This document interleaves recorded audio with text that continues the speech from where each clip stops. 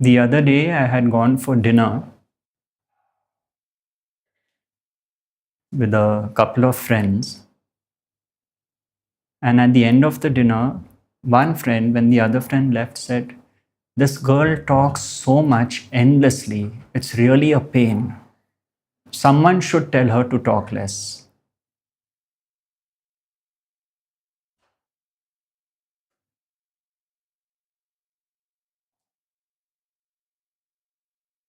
It's true. Supposing you are at a table and someone talks non-stop, you may feel there's no space for discussion here. But a person with understanding in such a situation will first accept this person is talking a lot based on their conditioning and nature. And in psychology, there are so many reasons why people talk a lot. Right from the time when, in order to get a word to the parents, the child felt it had to talk very fast, otherwise, the parent would not listen to it. Or it could be this tremendous sense of fear that if I don't talk, I will not hold someone's attention. There are so many dynamics, and it is an endless pit of reasons that can be provided for why someone talks a lot.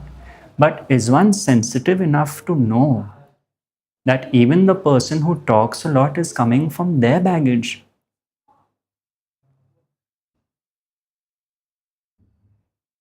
So, what do I do next time? I decide as an individual, do I want to go out with this person or not? That's it. That is objective thinking.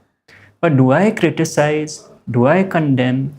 And worst of all, do I say this person should not? You should not be like that. Who am I? Am I God? To say who should be one way and who should not be another way?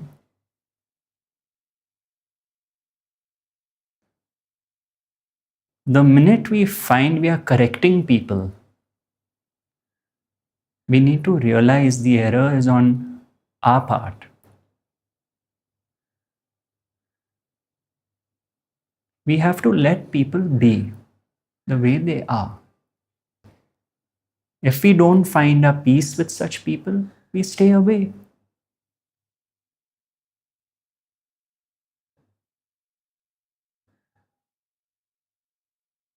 So, this word should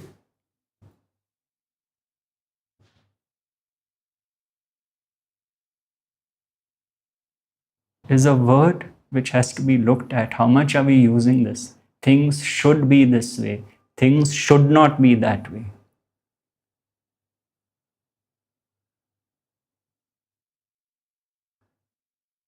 Now, can you imagine if you accept that everything is God's will and no one is the doer of their actions? What happens? Your entire machinery of thinking is not functioning anymore. It is not going into a dead past. It is not going into an imaginary future. There is no blame, condemnation, hatred, malice, jealousy, envy, pride, arrogance, guilt, or shame. Can you imagine a mind free of all that?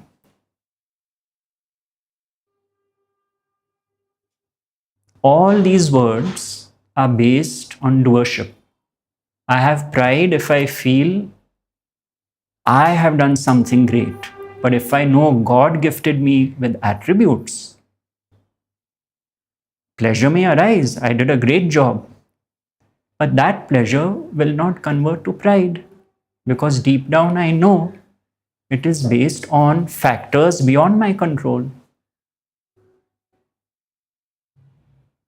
I may offend someone, I may offend a friend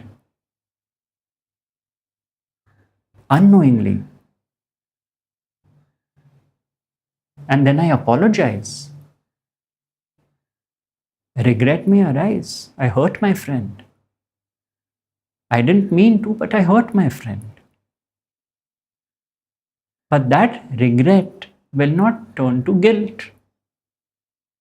Because I know in that moment, determined by God, something was said, an exchange happened, and I said something I didn't mean to. So I will not spend my time thereafter moping, why did I do that? Oh God, what did I do wrong? This, that, and that thinking mind machinery does not get this opportunity to again obsess about an event which has gone. That obsession with what has gone dissolves.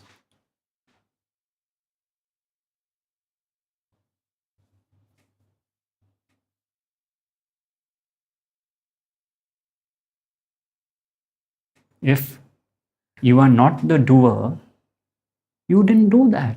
This doesn't mean you're trying to give yourself a license, but this means you understand things played out the way they were meant to. And all I can do is try and make up. What is gone is gone.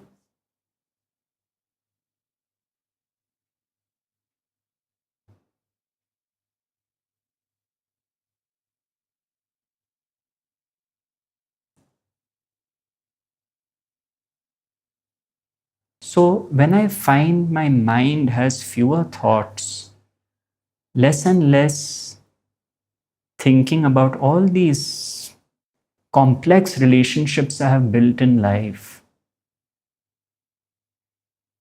on and on and on, I am at the doorway of being, pure presence, being available to what happens in life and to the next person I meet. I am now available.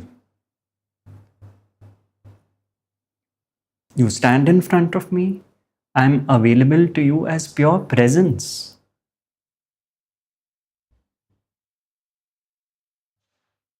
Are we really available for people?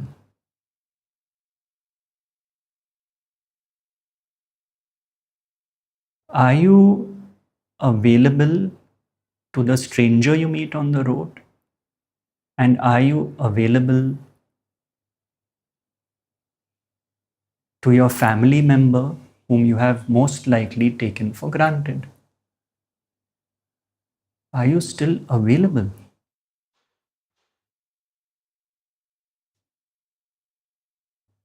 When would you be available? If I pressed a button and your memory was wiped out completely, then you would be fully available because you would be pure presence. Now, of course, your memory cannot be wiped out. But if from the memory these thorns are removed, he did this to me 3 years ago, 8 years ago, this had happened with this person. All thoughts based on doership.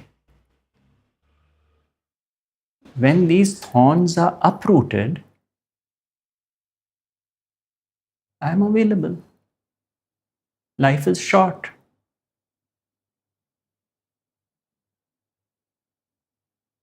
Life is truly short.